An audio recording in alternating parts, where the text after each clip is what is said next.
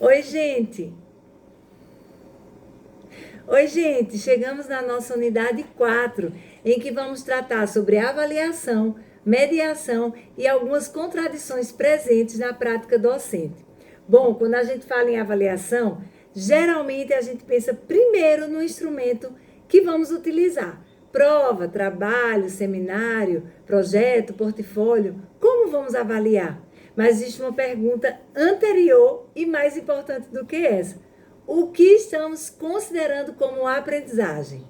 Essa pergunta é importante porque a forma como a gente avalia revela nossa própria concepção de ensino. Se esperamos apenas memorização, provavelmente construiremos avaliações centradas na reprodução. Se queremos análise, argumentação e resolução de problemas, precisamos também avaliar essas aprendizagens. Por isso, instrumento e concepção não são a mesma coisa. Uma prova pode exigir análise e reflexão, enquanto um projeto ou uma atividade digital podem apenas reproduzir uma lógica de repetição. O que define a avaliação não é somente o formato, mas sua finalidade, seu critério e o que fazemos com esses resultados. Isso é algo muito importante. O que vamos fazer no dia seguinte da avaliação?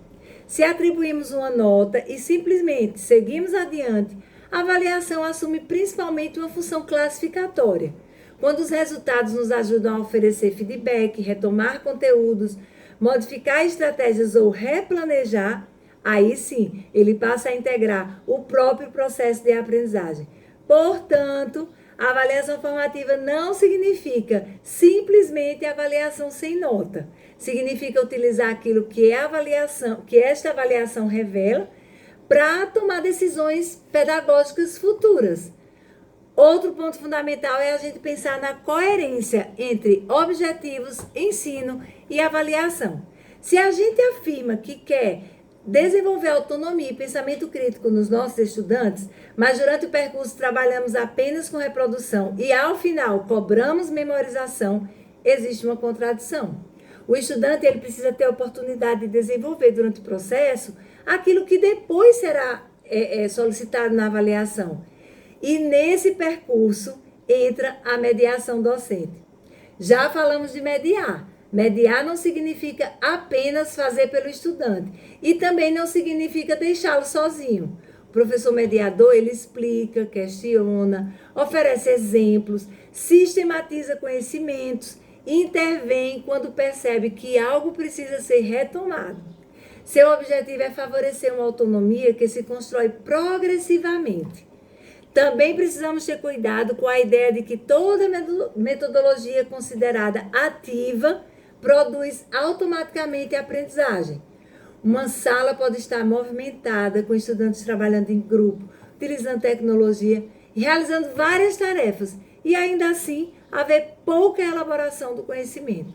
Por isso, em vez de perguntar qual metodologia é mais moderna, precisamos perguntar qual estratégia favorece a aprendizagem que pretendemos desenvolver. Essa mesma reflexão vale para a inclusão. Garantir diferentes condições de participação ou diferentes formas de demonstrar a aprendizagem não significa diminuir o rigor. Podemos manter o mesmo objetivo de aprendizagem e modificar o caminho por meio de apoio visual, de ampliação de tempo, de tecnologia assistiva e outras tantas adequações que existem. Rigor não significa que todos precisam percorrer exatamente o mesmo caminho. Finalmente, essa unidade nos convida a observar algumas contradições da nossa própria prática. Podemos defender a autonomia e controlar todas as decisões. Falar em metodologias ativas e avaliar apenas memorização. Defender a inclusão e continuar exigindo um único formato de resposta. Reconhecer... Não acredito...